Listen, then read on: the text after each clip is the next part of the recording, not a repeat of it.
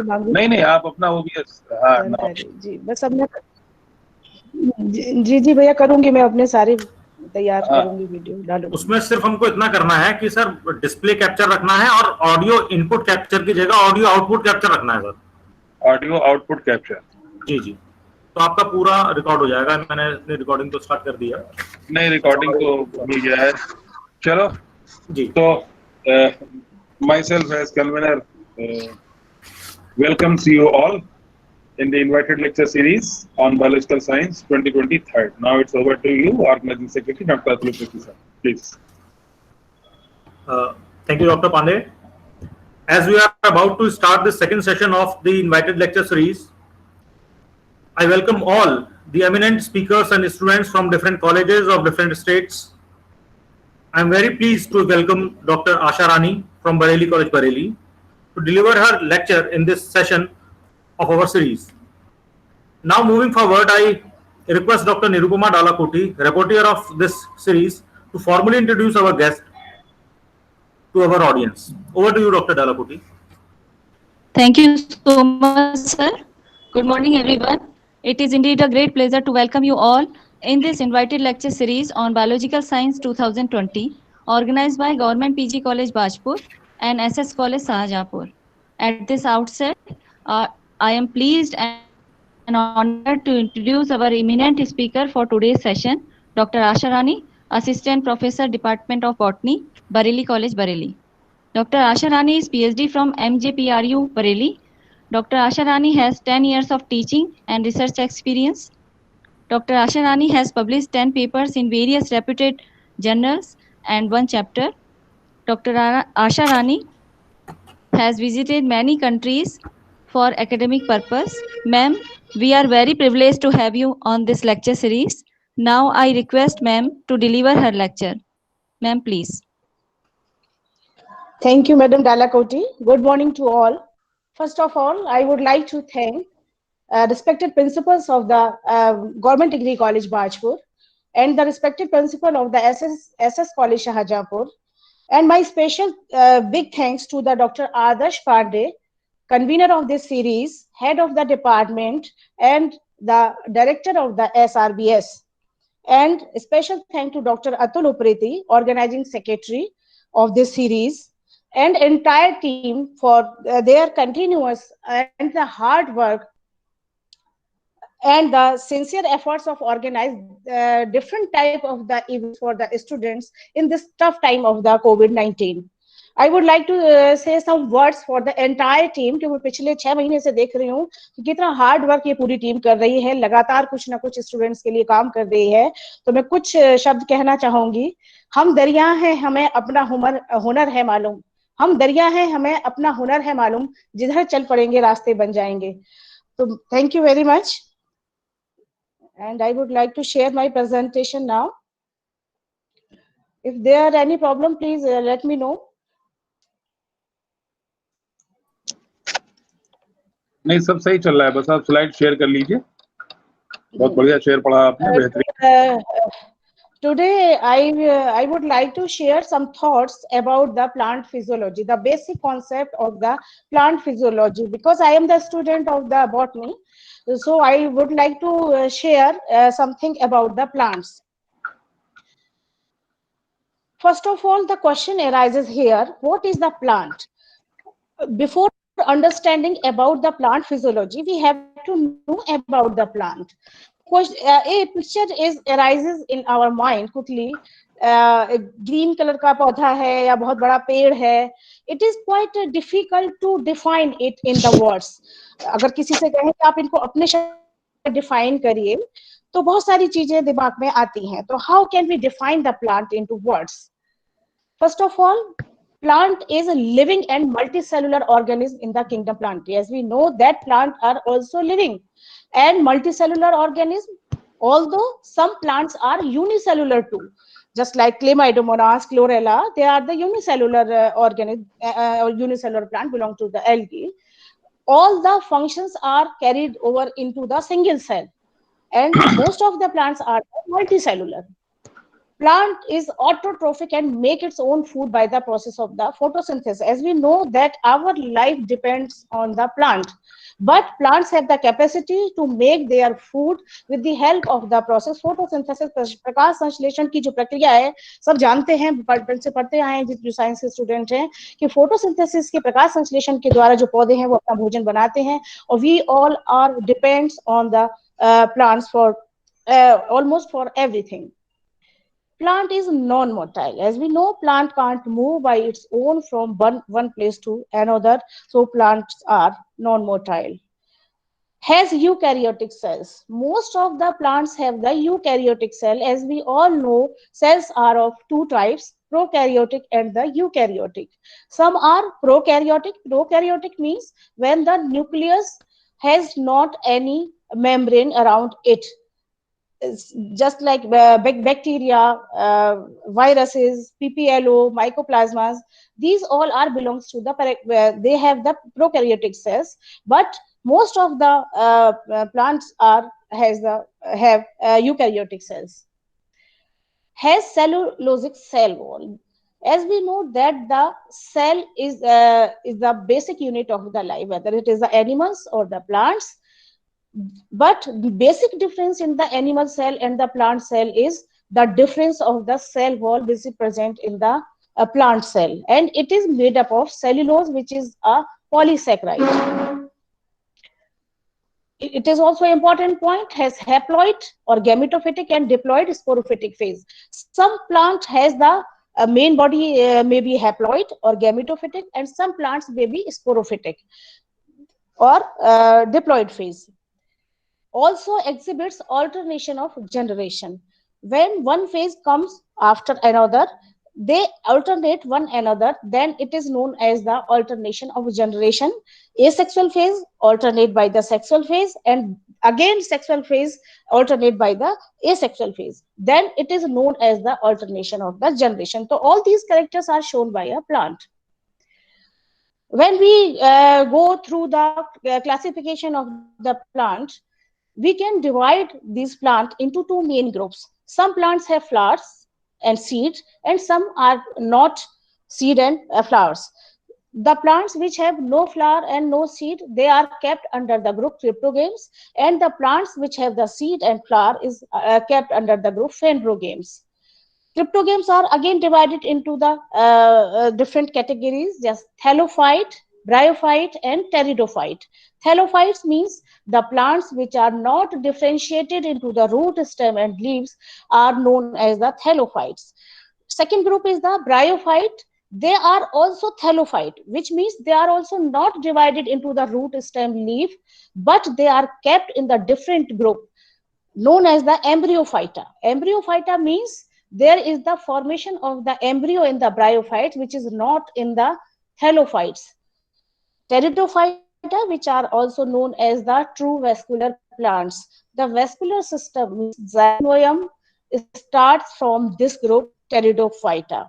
They are also known as the true vascular plants or first land plants. Thallophytes are again divided into the different categories: algae, fungi, lichens. Algae are autotrophic, fungi are heterotrophic, and lichens are the combination of the algae and fungi. Second group is the Phanerogames, which are the seeded plants, in which the two categories are kept: gymnosperm and the angiosperm. All you know that the gymnosperm are the plants which have the naked seeds, and the angiosperms are the plant with the covered seeds. Angiosperms are again divided into the two groups, monocot and the dicot, ek beejpatri or dibijpatri. This is the small classification. What is the importance of the plant? क्या महत्व है plants का हमारे जीवन में? Can we survive without plants? क्या संभव है अगर प्लांट्स इस धरती पर ना हो तो हम जीवित रह पाएंगे? सब जानते हैं कि it is impossible to survive without plants, क्योंकि हमारी जो लाइफ होती है वो सारी प्लांट्स के इर्द गिर्द ही घूमती है। सुबह आंख खुलने से लेके शाम को फिर से सोने तक आप कभी भी देखिए, ध्यान से आप ऑब्जर्व करिए इस चीज को कि हमारी पूरी जो लाइफ होती है वो प्लांट्स के ही इर्द गिर्द घूमती है। तो plants are the primary producers. सबको मालूम है कि प्लांट्स जो हैं वो प्राइमरी प्रोड्यूसर्स होते हैं, भोजन जो उपलब्ध कराते हैं हमें प्लांट्स ही कराते हैं। यहाँ जो GIF आप देख रहे हैं, ये जो पिक्चर आप देख रहे हैं, इसमें आप देखिए दो कंडीशंस दिखाई दे रही हैं, अंधेरा दिखाई दे रहा है, फिर रोशनी दिखाई दे रही है। यहाँ पर ये शो किया गया है कि जो प्लांट होते हैं वो सूरज की रोशनी में लगातार हमारे लिए भोजन बनाते हैं और प्रकाश संश्लेषण की जो क्रिया होती है वो लगातार चलती है। और वो इसके साथ साथ सबसे इंपॉर्टेंट चीज है कि वो हमें ऑक्सीजन देते हैं, लेकिन जब अंधेरा होता है उस समय क्या करते हैं, वो भी CO2 निकालते हैं। भाई जो रेस्पिरेशन है continuous either in human beings and in the plants also, they also respire just like human beings, but they absorb all the CO2 exhaled by the human beings or by the plants and use it in the process of the photosynthesis to synthesize food. So basically plants are the primary producers. They convert solar energy into the chemical energy. जो photosynthesis का process होता है उसमें क्या करते हैं, आपको मालूम है कि सूरज की रोशनी जो है वो it is a important factor. तो सोलर एनर्जी को they will change into the chemical energy. Get oxygen for the respiration, as I told you that the oxygen is the byproduct of the photosynthesis, which is very essential for us and for plants for respiration. And we get 4 F's. Medicine, food. 4 F's, what are these 4 F's? Food, fodder, fuel, fiber. These are the important things we need. And medicine and wood. तो आप देखिए सुबह से शाम तक कितनी सारी चीजें हैं जो हम यूज करते हैं। और वो I have shown the process of the photosynthesis here by a picture. In this you can see that the carbon dioxide and water, these are the raw material for the process of the photosynthesis. Pollution की जब बात हम हर समय करते हैं, plants हम बहुत सारे लगाएं, हर समय ये बात करते हैं, क्यों करते हैं? Because they can absorb all the CO2 which are exhaled by the plants itself or by the human beings, and they can take all the carbon dioxide from the atmosphere and take water from the soil, and these are the raw material for the process of the photosynthesis in the presence of the light with the help of the specific type of machine that is known as the chloroplast, which is abundantly present in the leaf. They can synthesize their food in the form of the carbohydrates, and the byproduct of this process is the oxygen. The most important fact you can see here, different type of pictures have been shown. In this you can see that a lady is worship people का पेड़, बरगद का पेड़, बड़मावस का एक त्योहार होता है हिंदुओं में, और तुलसी विवाह यहाँ पर दिखाया गया है, केले की पूजा हो रही है। तो all we have spiritual value towards the plant, because ये एक बहुत अच्छा इफेक्ट है हिंदुस्तान में कि अगर किसी चीज को संरक्षित करना है, प्रिजर्व करना है, कंजर्व करना है, तो उसको आस्था से जोड़ दीजिए। तो प्लांट्स का हमारा एक जो है स्पिरिचुअल, एक आस्था का भी विषय जरूर है, लेकिन जो मेन मोटो है, the main aim behind this aesthetic and spiritual value is the preservation and conservation of these plants through different type of the festivals. Now we comes the topic physiology of the plants. So it is necessary to know what is the plant, तभी हम समझ सकते हैं कि physiology plants की क्या होती है। तो to know about the physiology of plants, we can say every person has the different lifestyle of its own.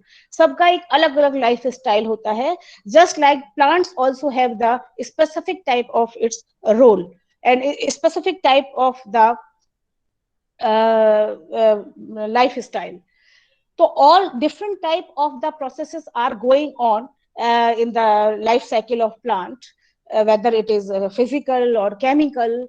So all these activities, all these processes are known as the physiology of the plant, or we can study all these type of the processes or activities under the heading physiology of the plants. So we can say that study of the vital activities is known as the physiology of the plant.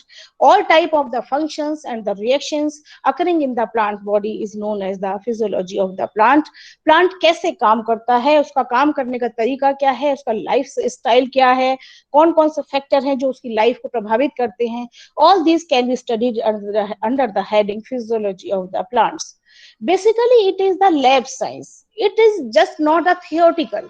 हम सिर्फ इसको किताबों की theory, किताबों से theory पढ़ लें या इसके बारे में पूरा लिटरेचर पढ़ लें हम समझ पाएंगे, it is impossible. Basically it is the experimental science. जब साइंस शब्द आ जाता है तो बेसिकली इट इज क्या है, आपने देखा होगा शुरू से आप पढ़ते आए हैं कि आओ करके सीखें. तो it is the experimental science. Without practicals it is impossible to know, to study about the physiology या any other branch of the science.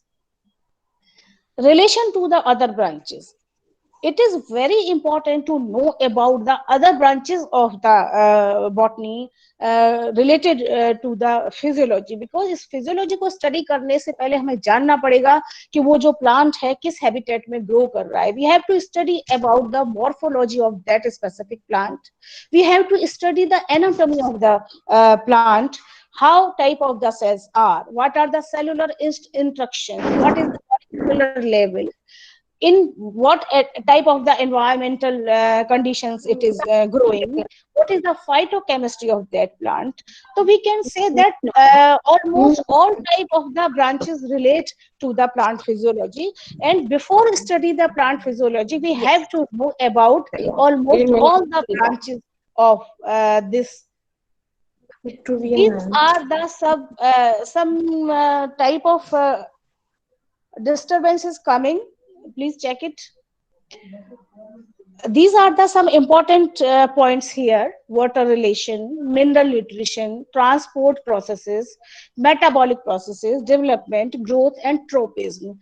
It is very difficult to summarize the plant physiology in some of these, but I, because of the limitation of the time, बस ये कुछ ऐसे point मैंने लिए हैं जहां मैं कोशिश करूंगी थोड़ा सा बेसिक बताने की इसमें. तो वाटर रिलेशन क्या है? You know that water is the basic need of the plant with the temperature, light and other parts also. तो water relation, absorption of water, and then the ascent of the water from the base to the top of the part of the plant, and their excess of the water जो है वो किस तरह से फिर निकलता है, उसका जो loss of water है through the transpiration. तो all these comes under the heading water relation. कैसे पानी एब्जॉर्ब हुआ, कैसे वो रूट से एब्जॉर्ब होने के बाद प्लांट के हर पार्ट तक पहुंचा, और उसके बाद जो एक्सेस ऑफ वाटर है वो कैसे प्लांट से जो है वो वाटर वेपर की फॉर्म में वो रिलीज हुआ. तो ये सारी चीजें जो है हम वाटर रिलेशन के अंडर पढ़ते हैं. इसके बाद आता है मिनरल न्यूट्रिशन. वाटर के साथ साथ minerals are also very important for the growth of any plant, and these minerals also comes from the soil with the help of the water. यानी कि जो minerals होते हैं they are also present in the soil and they also absorb with the help of the water for the plant, and they are also very important for growth of any plant. Next, the transport processes. Water का absorb होना और उसके बाद उसका transport होना. आपको मालूम है xylem is responsible for the transport of the water या water conduction, and as phloem is important for the food conduction, and the formation of the food takes place in the leaves, and from there it transport to the every part of the plant. So these are the transport processes we study under the heading plant physiology. And the metabolism, as we know that the different kind of the chemical reactions are continuously going on in the plant body. So the sum of all these chemical reactions is known as the metabolism. And then development, किस तरह से development है, growth क्या है, किस तरह से विकास है उसका, एंट्रोपिज्म, किस तरह से जो है स्टिमुलस के थ्रू अपना प्लांट जो है रिस्पॉन्स देते हैं. तो ये हम सब ट्रोपिज्म में स्टडी करते हैं. थोड़ा मैं इसके बारे में बताऊंगी. तो पहले आता है water absorption. It is the basic need of the plant. कि जो वाटर एब्जॉर्ब होता है, you know that the water absorb from the soil, from the, जैसे हम कहते हैं कि जो जड़ें होती हैं वो वाटर को एब्जॉर्ब करती हैं. And the root hairs, basically root hairs are responsible for the water absorption. Specific type of the structure root hairs which are the basically is the extension of the epidermal cell of the root. Root की जो बाहरी त्वचा की जो layer होती है वही जो है एक्सटेंड होकर रूट हेयर्स का निर्माण करती है, और यही जो रूट हेयर्स होते हैं वो वाटर को एब्जॉर्ब करते हैं। लेकिन क्या बात है परेशानी की, सारा जो वाटर होता है वो प्लांट के लिए अवेलेबल नहीं होता है। ऐसा नहीं है कि जितने भी टाइप का जो वाटर होता है सारा का सारा पानी जो है वो प्लांट एब्जॉर्ब कर लेते हैं। No, it is not true. Gravitational water, जैसे आपको मालूम है कि जमीन में पानी मौजूद होता है, but it is not available for the plants. आजकल बारिश का मौसम है, बहुत सारा पानी बरस रहा है, लेकिन it is not useful for the plants. थोड़ी देर के लिए जो है सैचुरेट हो सकती है soil, but it is not, because it percolate down to the earth after some time or it run away, it is not useful for the plant. Basically the capillary water is the useful water plant can use, and this water is present between the soil particles in the intercellular spaces in the form of the thin film, and this is the only water which is available for the plants, and it is not affected by the gravitational force. So this is the water which is available for the plant. You can see here, see that here plant is absorbed with the help of the root hair. It goes through the cortex and reaches to the xylem, because xylem is responsible for the water conduction, and then it goes to the leaf, because the excess of water comes out in the form of the water vapor through the specific type of structure known as stomata, which are present mostly on the lower surface of the leaf. क्योंकि जो access of water है वो हमेशा transpiration के through या वाष्पोत्सर्जन के through जो है वो वाटर वेपर के रूप में स्टोमेटा के थ्रू जो है वो बाहर आ जाता है। बहुत कम, जितना पानी एब्जॉर्ब प्लांट करते हैं उसका बहुत ही कम हिस्सा जो होता है वो प्लांट यूज कर पाते हैं, बाकी जो सब होता है वो बाहर आ जाता है वाटर वेपर के रूप में। तभी कहते हैं transpiration is the necessary evil for the plants. तो ये यहाँ पर दिखाया गया है कि किस तरह से पानी एब्जॉर्ब हुआ और वो ऊपर गया, और उसके बाद वो जी सॉरी मैम, आपकी स्लाइड शो नहीं हो रही है, जरा मैसेज भी आ रहा है ना, हम लोगों को स्लाइड्स नहीं दिखाई दे रही हैं आपकी, ये जो आप एक्सप्लेन कर रहे हैं। क्या व्हाट शुड आई डू? इसको फिर से दोबारा रोक के इसको शेयर कीजिएगा। Okay, wait a minute.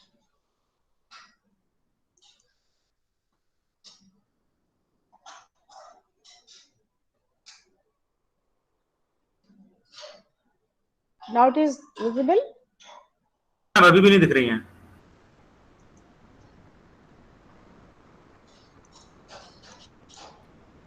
Ma'am. एक बार आप एग्जिट होके दोबारा आइएगा। Okay okay okay. आप प्रेजेंट नाउ में हैं आप? अब मैम एग्जिट होके दोबारा आएंगी सर। नहीं, कोई जरूरी नहीं है, प्रेजेंट नाउ में जाकर के आप देखिए। हाँ मैम, प्रेजेंट नाउ में देख लीजिए एक बार, जैसे शेयर करते हैं ना स्लाइड्स। जी जी। तो शुरू से शेयर नहीं हो रही है स्लाइड्स? हाँ, शुरू से नहीं हो रही। नहीं हो रही है, हम लोग ओरल दे रहे हैं। No, you have to tell me ना। नहीं, वो तो बिना उसके भी ऐसे भी चल जाता है ना कई बार, मतलब कोई जरूरी नहीं है कि स्लाइड से ही दें आप, लेकिन कई बार तो मुझे लगा कोई बात नहीं, बिना स्लाइड्स के हो सकता हो, क्योंकि प्रेजेंटेशन वाली आप। मैंने आपको बोला था कि अगर प्रेजेंटेशन नहीं दिखाई दे तो प्लीज मुझे बता दीजिएगा। तो मुझे पता नहीं था कि आप प्रेजेंट कर रही हैं, मुझे लगा कि चलिए हो सकता है कि कई बार बिना प्रेजेंटेशन के, जैसे अश्विनी गोयल सर ने दिया था या और लोगों ने दिया था, तो मैंने कहा शायद बिना प्रेजेंटेशन के तो बेकार है सर। नहीं, ऐसा नहीं है। प्रेजेंट नाउ मैं कर रही हूँ। हाँ, अब आ रहा है, अब धीरे धीरे शुरू हो रहा है।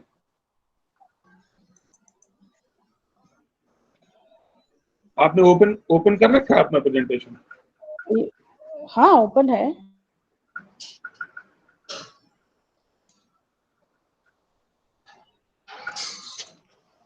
नहीं, लेकिन आपका कंप्यूटर दिखाई दे रहा है, अभी प्रेजेंटेशन तो नहीं दिखाई दे रहा है। हाँ, ओपन कर रही हूँ। प्रेजेंटेशन ओपन कर लीजिए। हाँ,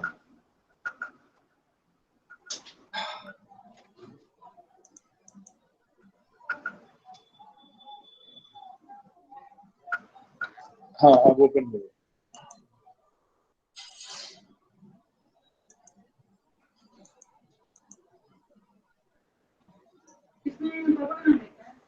अब हाँ, अब दिख रहा है। आप फिर से एक बार फिर गायब हो गया, क्या हुआ? बिल्कुल बिल्कुल। हाँ, अब सही है, अब सही है, अब सही है। आप फिर से एक बार अब दिख नरेट रहा कर है? दीजिए, हाँ शॉर्ट में जरा फिर से बता दीजिए, कोई दिक्कत नहीं, बढ़िया दिख रहा है। मैं बिल्कुल जल्दी से बता देती हूँ जी जी, बिल्कुल। प्लांट फिजियोलॉजी के बारे में जैसे अभी मैंने आपको बताया था स्टार्टिंग से कि what is the plant without representation नहीं इट इज वेरी मैम, हम लोग we can tough. Extend the time a little, no problem, you just, हाँ आप कंटिन्यू कीजिएगा। ओके ओके ओके, बिल्कुल। What is the plant? तो before studying about the plant physiology we have to know about the plant. तो plant को discuss करने के लिए पहले हमें, तो इसको डिफाइन करने के लिए हमें मालूम है कि plants are and they are autotroph, synthesize their own food through the process photosynthesis, so they are known as the autotrophic. ठीक है, for autotrophic mean they make their food by own with the help of the photosynthesis. Plant is non-motile, ये non-motile होते हैं, they can't move from one place to another by its own. Has eukaryotic cells, as you know that two types of the cells are there, prokaryotic and the eukaryotic cell. Prokaryotic cell, it means primitive type of the nucleus without any membrane, and eukaryotic cells, most of the plants have the eukaryotic cells, it means the nucleus is the membrane bound. Has the cellulosic cell wall. As we know that the basic difference in the animal and the plant cell is the presence of the cell wall in the plant cell, which is made up of the cellulose, which is a polysaccharide. Has haploid and the diploid phase. Some plants, a basic plant body is haploid, and the some plant has the basic plant body is sporophytic.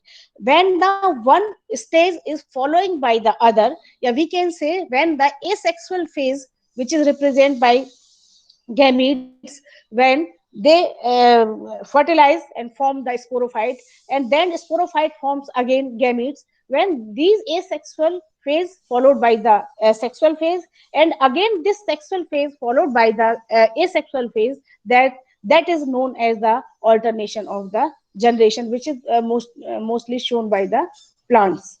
So these are the some factors which is responsible for the definition of the plant. ये plant का जो है classification है कि plant जो है वो कितने प्रकार के होते हैं. Basically we can classify the plant on the basis of the flowering or non-flowering or having seeds or not. So these are defined, classified into two main groups, cryptogames and the phanerogames. Cryptogames are those plants which are non-flowering and non-seeded plant. Phanerogames are those plants which are flowering plant and seeded plant. Cryptogames again differentiate into three groups. Thallophytes, when the main plant body is not differentiated into the root, stem and leaf, known as the thallophytes. Bryophytes, they are also thallophyte. It means bryophytes are also not divided into root, stem and leaves, but they have some difference from the thallophytes. They have the formation of embryo, while there is no formation of embryo in the thallophytes, means algae, fungi and lichens. Next group is the pteridophyte. They are also non-flowering plants, but the specific difference is what? Here the formation of the vascular tissue takes place. यानी starting जो होती है vascular tissue यानी कि xylem and phloem की वो start होती है pteridophyte से, तो they are also known as the true vascular plant, or we can say vascular cryptogames. Thallophytes again categorized into three groups: algae, fungi and lichens. Algae, these are the autotrophic plants. Fungi, these are the heterotrophic plants. Parasite and symbiotic association, आप पता है symbiotic हो सकते हैं. And lichens, these are the combination of the algae and the fungi, which is known as the lichens. Second group is the phanerogames, which are the flowering plant and the seeded plant, and they are classified into two main groups: gymnosperms and the angiosperms. Gymnosperms are those plants which have the naked seeds, यानी कि seed जो होते हैं वो covered नहीं होते हैं, ढके हुए नहीं होते हैं. And the angiosperms, which means seeds are covered in a vessel. Angiosperms are again classified into two groups, monocot and the dicot. यानी कि एक बीजपत्री और द्विबीजपत्री, गेहूं है, चावल है, these are the monocots, चना है, राजमा है, जो बीन्स है, all these are the dicots. What is the importance of the plant? Plant physiology को समझने से पहले प्लांट के बारे में समझना बहुत जरूरी है, क्योंकि जब तक हम ये नहीं प्लांट क्या है, इंपॉर्टेंस हमारी लाइफ में क्या है, जब तक हम नहीं डिसाइड कर पाएंगे, जब तक हम नहीं समझ पाएंगे कि प्लांट की फिजियोलॉजी क्या है। तो इंपॉर्टेंस क्या है, जब इंपॉर्टेंस की हम बात करेंगे तो यहाँ आपको ये दिखाई दे रही है पिक्चर, इसमें आपको दिखाई दे रहा है, ये देखिए बार बार कौन आ रहा है, रेगुलरली ऑल्टरनेट, अंधेरा आ रहा है और रोशनी आ रही है। यानी कि जो प्लांट है यहाँ पर रोशनी आ रही है, उसके साथ आपको O2 दिखाई दे रही है, और जो यहाँ पर ये जो ब्लैक दिखाई दे रहा है, यहाँ पर आपको CO2 जो है वो दिखाई दे रही है। अब क्लियर है प्रेजेंटेशन? हेलो? Yes ma'am. जी मैडम, बहुत Yes, बढ़िया, ma'am. क्लियर है, फर्स्ट क्लास। हेलो? जी मैडम, क्लियर है, सब एकदम फर्स्ट क्लास। हेलो? हाँ मैडम, क्लियर हाँ है बिल्कुल। मैम, क्लियर है हेलो? आपका, आवाज आ रही है हेलो? आपकी। नहीं क्लियर नहीं, है, नहीं नहीं, आपको क्लियर है रिस्पॉन्स नहीं प्रेजेंटेशन मिला, मुझे लग आपकी, रहा है फिर करिए प्रॉब्लम अपना। दिखा रही है। Okay okay okay. तो इम्पोर्टेंस क्या है प्लांट्स की, तो इसके लिए समझने के लिए यहाँ पर आप देखिए, जो यहाँ पर जो ये नाइट और okay okay okay okay Ma'am, your voice is not यहाँ पर clear. आप देखिए जो पिक्चर दिखाई दे रही है, ओके यहाँ पर जो है प्लांट जो है इसके आप दिख रहे हैं, रोशनी है, और यहाँ पर देखिए रात का जो है टाइम, ये दोनों ऑल्टरनेट दिखाई दे रहे हैं। तो दिन में क्या होता है आपको मालूम है कि सूरज की जो रोशनी होती है उसमें क्या होता है, जो फोटोसिंथेसिस है वो कॉन्टिन्यूअसली होता रहता है। और hello, voice is not clear, am I audible और not? Hello? Ma'am audible, audible ma'am. Ma'am, hello? Hello ma'am, audible. ma'am, you are audible loud and clearly, ma'am. Please continue. Plants are the primary producers, plant जो होते हैं वो primary producers होते हैं। Am I audible और not? Madam Dalakoti? Audible, audible Ma'am, you ma'am, are audible. Somebody is audible. saying that I'm not audible.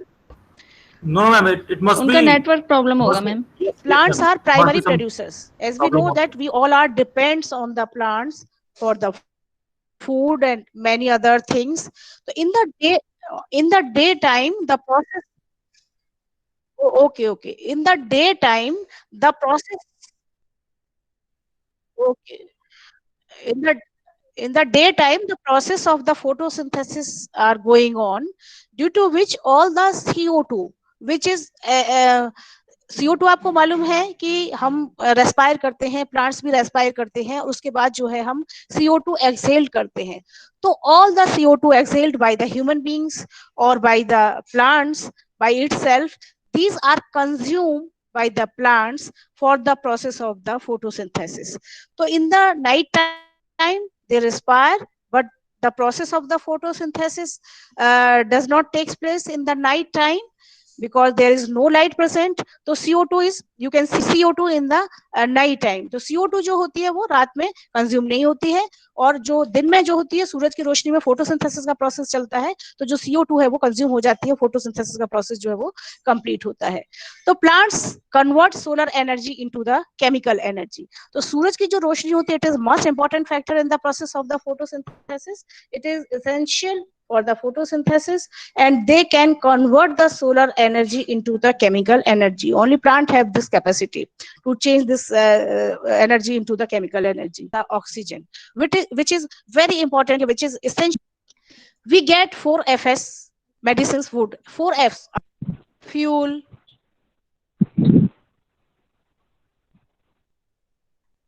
medicine, and many other things which we get from the plants.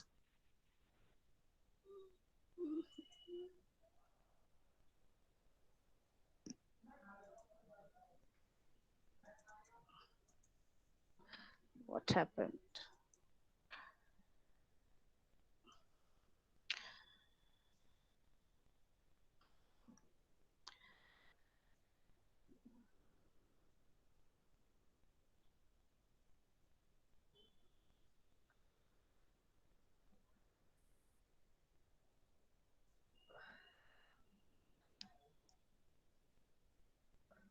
Show हो रहा है presentation? Yes, ma'am. Yes, ma'am. Hello, technical problem आ रही है यहाँ भी. So in this picture, we can show the process of the photosynthesis, in which the carbon dioxide and the water is the raw material for the process of the synthesis, in which with the help of the chloroplast, which is known as the food factory plant, synthesis of the carbohydrates takes place in the presence of the sunlight, and oxygen is the by-product of this process of the photosynthesis. Except this, आपको मालूम है कि हम पौधों की पूजा करते हैं और इसके पीछे एक बहुत बड़ा कारण है. Conservation and preservation of the plant is takes place through the spiritual value और द एस्थेटिक वैल्यू. आस्था से जोड़ने के साथ क्या होता है, पूजा करने की वजह से, जैसे कहते हैं पीपल के पेड़ को काटना नहीं चाहिए, तो उसकी वजह यही है कि इसमें भूत रहता है. दरअसल इसकी वजह क्या है, इसलिए कि लोग डरे इसको काटने से. पीपल के पेड़ को नहीं काटना चाहिए, कोई भी पेड़ नहीं काटना चाहिए. बड़ मावस एक त्योहार होता है हिंदुओं में, जहां पर जो बेनियन ट्री होता है उसकी बरगद की जो पूजा की जाती है. तुलसी विवाह बहुत से लोग करते हैं. इसके बाद केले की पूजा भी आपने देखी होगी कि बहुत जो है की जाती है. तो the basic thought behind all these act is the preservation and conservation of the plant through the aesthetic value. Now we comes to the physiology of the plant. Physiology क्या है plant की? तो physiology basically we can say that is the lifestyle of the plant. जैसे हमारा सबका एक अपना life style होता है, ऐसे ही जो प्लांट हैं उनका भी एक लाइफ स्टाइल होता है, उनकी भी एक स्पेसिफिक टाइप की एक्टिविटीज होती हैं. तो different type of the chemical and the physical processes are going on in the plant body, and all these processes and all these जो क्रियाएं होती हैं, फंक्शंस होते हैं, उनको हम कहते हैं vital activities. And the study of all these vital activities are known as the plant physiology. It is a lab science, because without any practical we can't understand about the physiology of the plant. Experimental science है, और रोजमर्रा के उसमें भी हम बहुत सारी जो है चीजें होती हैं, बहुत सारी क्रियाएं, घटनाएं होती हैं जिनको हम महसूस कर सकते हैं. जैसे कि आपने देखा होगा कि कोई स्प्रे लगाता है, कोई परफ्यूम लगाता है तो उसकी खुशबू दूसरे कमरे में जाती है. That is the process of diffusion. या किशमिश का पानी में फूलना, या that is known as the osmosis. या चने का पानी में भिगोना, जैसे चने होते बनाने से पहले हम उसको भिगो देते हैं 7-8 घंटे पहले. This is the imbibition. तो all these processes are belongs to the physiology. Relation to the other branches. Physiology को समझने से पहले it is very important to understand, to know about the other branches of the science, just like the morphology, plant morphology. किस environment में जो plant वो grow कर रहा है, whether it is xerophyte, whether it is hydrophyte, is mesophyte. तो plant की जो हैबिटेट है वो क्या है, किस तरह का प्लांट है, क्योंकि जो मॉर्फोलॉजी है, जो एनवायरमेंटल कंडीशन है, दे directly affect the plant growth. फिर उसकी जो प्लांट फिजियोलॉजी है वो भी नेचुरली अफेक्ट होगी. उसकी एनाटॉमी क्या है, नेचुरली जैसी उसकी मॉर्फोलॉजी होगी तो उसके अकॉर्डिंग उसकी एनाटॉमी भी होगी, उसका सेलुलर स्ट्रक्चर भी होगा, उसकी फाइटोकेमिस्ट्री भी होगी, मॉलिक्यूलर लेवल पे भी कुछ चेंजेस होंगे. बेसिक जो रिक्वायरमेंट्स है वो सेम रहती है सब प्लांट की, लेकिन कहीं ना कहीं जो है कुछ ना कुछ वेरिएशन भी होते हैं. तो जितने भी और ब्रांचेस हैं उनको भी स्टडी करना बहुत नेसेसरी होता है प्लांट फिजियोलॉजी को समझने के लिए. तो ये कुछ हेडिंग्स हैं: water relation, mineral nutrition, transport process, metabolism, development, growth, and tropism. Under these headings, we can summarize somehow about the plant physiology कि किस तरह से हम plant physiology, कौन-कौन से ऐसे necessary processes हैं, activities हैं, जिनको हम plant physiology के अंदर जो है हम study करते हैं. तो जहां तक आपको मालूम है, water is the necessary aspect of the plant. तो water absorption is plant. Water absorption आपको मालूम है कि जो जड़ होती हैं, they are responsible for the water absorption from the soil. Soil से ही जो है वाटर एब्जॉर्ब करती हैं. और अभी जैसे मैंने पहले भी आपको बताया था कि जितने भी टाइप का वाटर होता है उसमें से सिर्फ कैपिलरी जो वाटर होता है, जो कि जो सॉइल के जो माइन्यूट कण होते हैं उनके बीच में एक पतली थिन फिल्म के रूप में जो है ये प्रेजेंट रहता है water, that is known as the capillary water. And only this capillary water is available for the plants. Gravitational water goes deep into the soil. It is not available for the root of the soil. Runaway water is not available for the soil. Hygroscopic water, chemically combined water, these are the different type, different form of the water, but only the capillary water, which is present in the form of the thin film between the intercellular spaces between the minute soil particles, is available for the plants. In this picture, we can show how root hair can absorb water from the soil particle. Root hair is the extension of the epidermal layer of the root, and from these root hairs it comes to the cortex of the plant, and through xylem it goes to the upper part of the plant or to every part of the plant. And because you know that xylem is the basis of the conduction of the water, and ये पूरा एक system होता है water को conduct करने का, ऐसे ही food को भी conduct करने का. Food conduction is taking place through the phloem, and the excess of water is comes out in the form of the water vapor. जो excess होता है, हमने जैसे आपको बताया कि बहुत ही कम percentage होता है, only 5 to 10% होता है जो water use होता है plants को अपने सारी metabolic reactions के लिए, and rest of the water comes out in the form of the water vapor through the specific type structure known as the stomata present on the lower surface of the leaf. Water absorption या water जो relation है उसके साथ सिर्फ हम absorption ही नहीं पढ़ते हैं, उसके साथ वाटर का एब्जॉर्प्शन होना और उसका फिर नीचे से ऊपर तक पहुंचना, और उसके बाद जो एक्सेस वाटर है उसका बाहर निकलना, यानी कि transpiration. Water absorption, ascent of SAP and the transpiration, these all things comes out under the single heading water relation.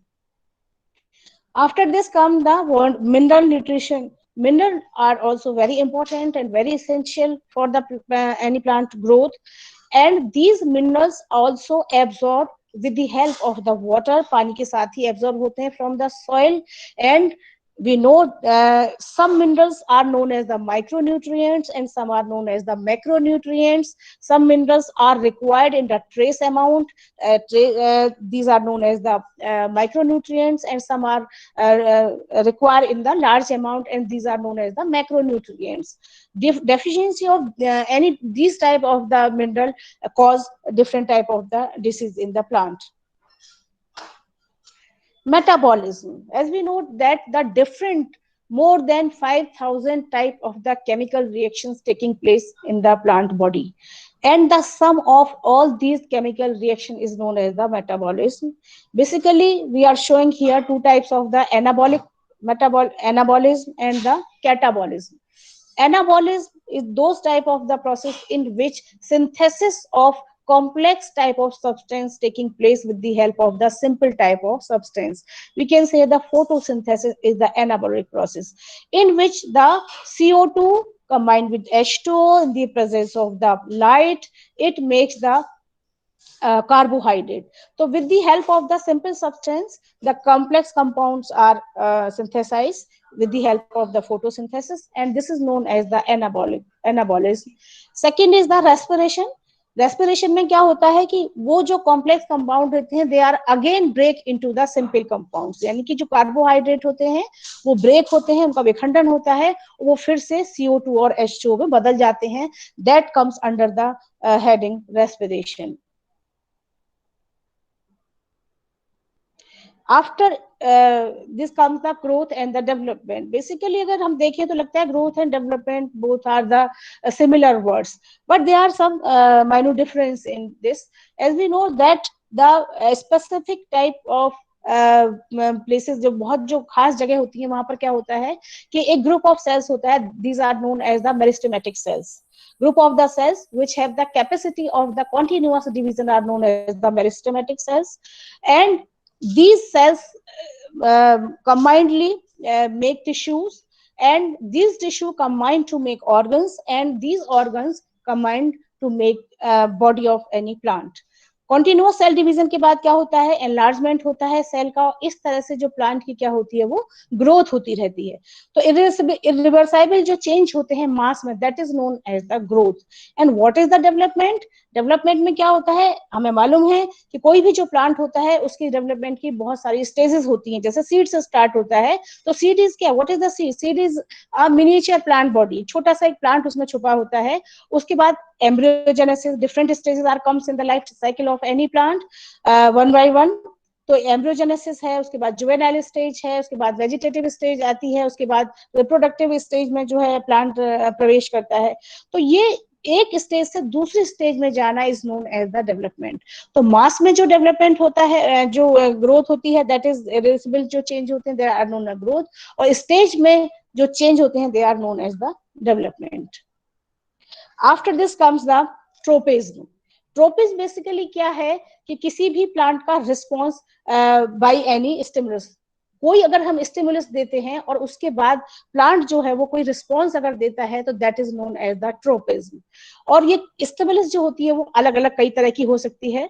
Just like अगर वो लाइट के द्वारा है, if the plant response to the light, it means it is known as the phototropism. As the name indicates, light की तरफ response है अगर, that is the phototropism. Second है जियोट्रोपिज्म, जैसे कि नाम से जाहिर हो रहा है, रिस्पॉन्स टुवर्ड्स द ग्रेविटी, जो गुरुत्वाकर्षण का जो बल होता है उसकी तरफ अगर ग्रोथ होती है, that is known as the geotropism. Then comes the chemotropism. As the name indicates, कोई अगर कोई केमिकल वहां पर है और उसकी वजह से वहां पर कोई रिस्पॉन्स अगर प्लांट दे रहा है, शो कर रहा है, स्टिमुलस जो है वो केमिकल सब्सटेंस है, that is known as the chemotropism. Then comes the hydrotropism. Hydro means water, तो अगर प्लांट का जो रिस्पॉन्स है वो टुवर्ड्स द वाटर है, that is known as the hydrotropism.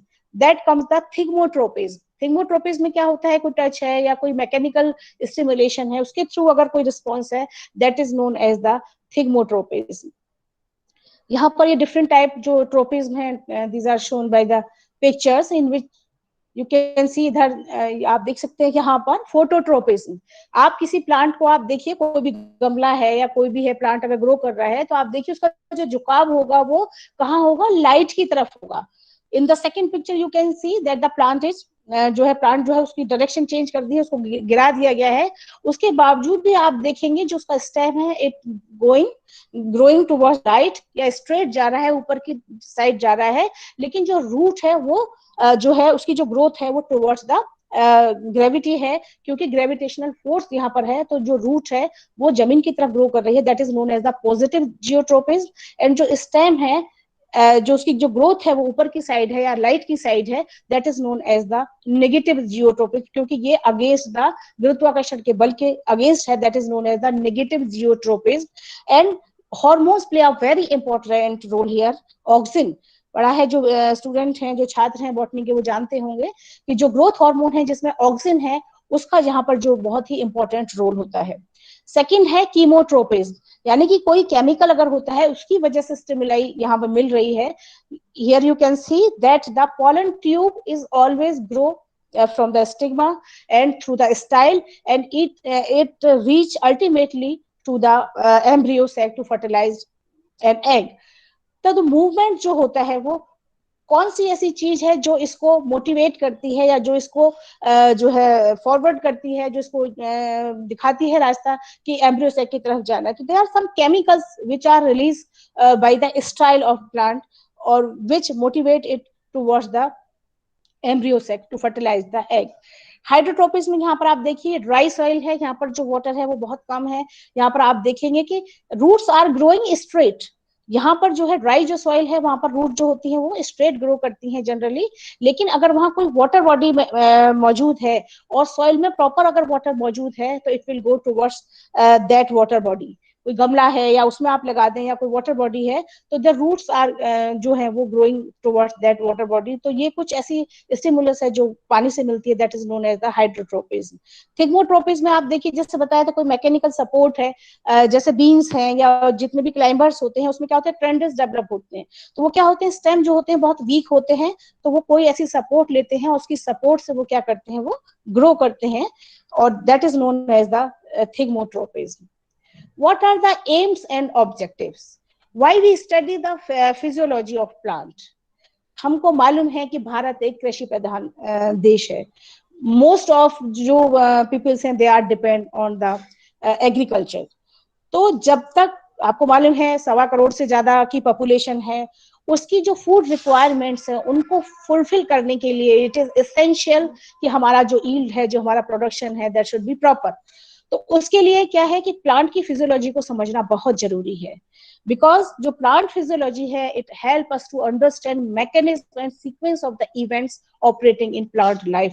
Plant की जो लाइफ है उसमें जो जितनी भी प्रोसेसेस हो रही हैं, वो उनका जो क्या सीक्वेंस है, वो किस तरह से जो घटित हो रही हैं और किस तरह से हम इम्प्रूव कर सकते हैं, वो बहुत जरूरी है समझना. तो helps to understand various plant processes and their requirements. Plant जो है क्या की रिक्वायरमेंट है, तो उसके अकॉर्डिंग, उसकी रिक्वायरमेंट के अकॉर्डिंग हम जो है इम्प्रूव कर सकते हैं अपनी एग्रीकल्चर को, हॉर्टिकल्चर को, फॉरेस्ट्री रिसोर्सेज को. क्योंकि जब तक हमें रिक्वायरमेंट पता नहीं होंगी प्लांट की, कितना उसको पानी चाहिए, कौन सा मिनरल न्यूट्रिशन है जो रिक्वायर्ड है, कौन से मिनरल न्यूट्रिशन की डेफिशिएंसी है सॉइल में, तो बिना वो जाने हम जो है इम्प्रूव नहीं कर सकते हैं. इसके अलावा जो प्लांट फिजियोलॉजी है, बहुत सारी और जो ब्रांचेस हैं, जैसे मैंने बताया बहुत सारी ब्रांचेस से रिलेट भी करती है, तो और बहुत सारी जो ब्रांचेस हैं उनके बारे में भी इंडिकेट करती है. जैसे एनवायरमेंटल बायोलॉजी, आपको मालूम है plants are affected by all the environmental factors, whether it is light, drought, water, moisture, और भी कितने भी फैक्टर हुए हैं, ह्यूमिडिटी, जो भी है, उसके द्वारा जो प्लांट होते हैं वो इफेक्ट होते हैं, और उसी के अकॉर्डिंग जो फिजियोलॉजी होती है वो प्लांट की डिपेंड करती है. तो without knowing all these factors, we can't study properly, we can't well predict about the plant. Pollution, आपको मालूम है कि pollution is a big problem nowadays. Different type of pollutions are there. तो जो pollutants होते हैं, whether it is air pollution, soil pollution, water pollution, all these type of the pollution directly affect the plant growth. As we know that the pollutants present in the air directly affect the process of the stomata working, जो efficiency है वो stomata की उसको affect करते हैं. इसके अलावा अगर soil में किसी तरह का pollution है या water pollution है, जैसे आप जानते हैं कि जो सिटी वेस्ट होता है, बहुत सारे शहरों का जो है उससे लगे हुए जो खेत होते हैं, जहाँ पर बहुत सारी खेती होती है, डिफरेंट टाइप की क्रॉप्स हो रही होती हैं, तो वो जो गंदा पानी होता है नालों का या उसका, it goes to the adjoining areas of the fields. तो उसके बाद क्या था, उसके साथ बहुत सारे हैवी मेटल्स भी जाते हैं. तो different type of the heavy metals when goes to reaches to these fields, तो they create the heavy metal pollution in the plants. उसके बाद वो जो प्लांट है एब्जॉर्ब करते हैं उन हैवी मेटल्स को, उसके बाद चारा भी बनता है, उसके बाद जो प्रोडक्शन होता है उस पर भी इफेक्ट डालते हैं, उसकी जो न्यूट्रिशन वैल्यू होती है वो भी चेंज होती है. And space biology, how can it help the space biology? आपको मालूम है कि स्पेस जो बायोलॉजी होती है उसमें प्लांट्स के ऊपर बहुत सारा काम अभी भी चल रहा है, क्योंकि वहां पर भी जो है प्लांट्स की उतनी ही रिक्वायरमेंट है, भोजन के लिए भी और ऑक्सीजन के लिए भी. तो how can CO2 can consume and it can be convert into the oxygen for the astronauts. तो प्लांट्स की जो है या फूड की जो रिक्वायरमेंट है वो किस तरह से फुलफिल की जा सकती है, तो उसमें भी प्लांट फिजियोलॉजी बहुत बड़ा रोल अदा करती है. कैसे हम वहाँ प्लांट को जीरो ग्रेविटी में या माइक्रो ग्रेविटी में, how can we grow plant there to fulfill the requirements of the astronauts.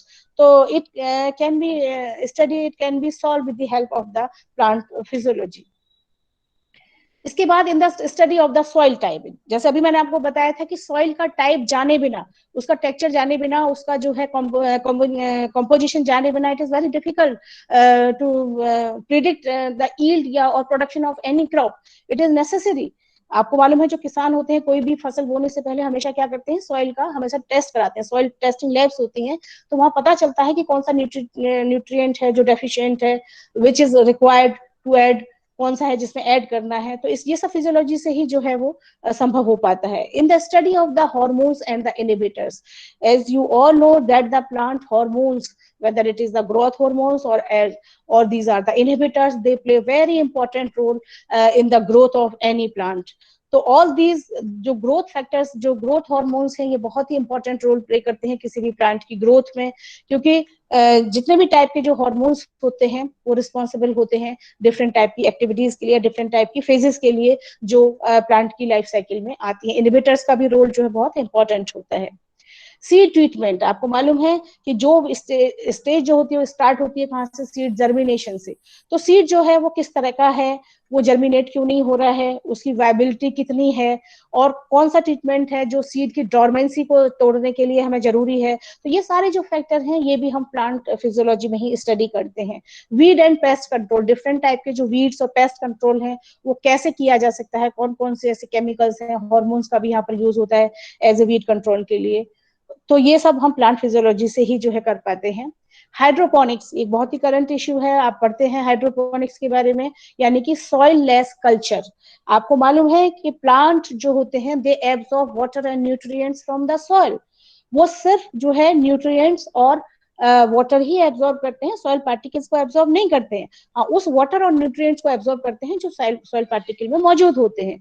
तो जो हाइड्रोपोनिक्स है, it is a specific type of the process in which only the water with different type of the nutrients which are required for any specific type of plant are used to grow any plant। यानी कि उसकी plant की growth के लिए हमें सिर्फ पानी और वो न्यूट्रिएंट्स की ही जरूरत पड़ती है, सॉइल की जरूरत नहीं पड़ती है। तो उसी पर ये आधारित है hydroponics, soilless culture. Hydro माने पानी से।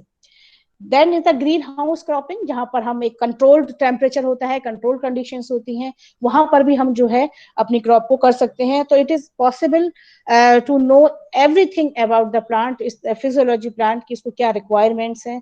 तो ये सब जो है हम सिर्फ फिजियोलॉजी ही जब हमको पता होगी प्लांट की, तभी हम ये सारी चीजें कर सकते हैं। तो पूरी ये जो है थोड़ा सा है, मैंने आप शेयर किया आज इसके बारे में आपसे।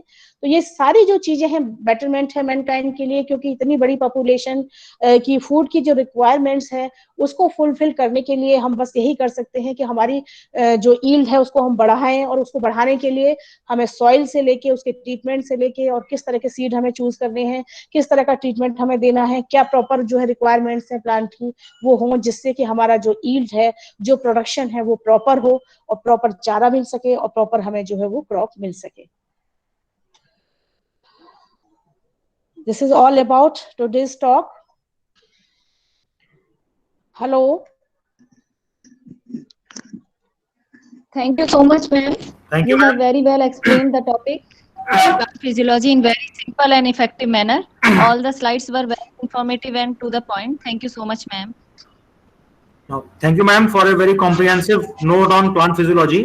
It was indeed a very pleasure go through the basic concept and terminologies of plant physiology. On behalf of the entire organizing committee, I thank you for sparing time with us. I also extend my personal apologies for the inconvenience caused by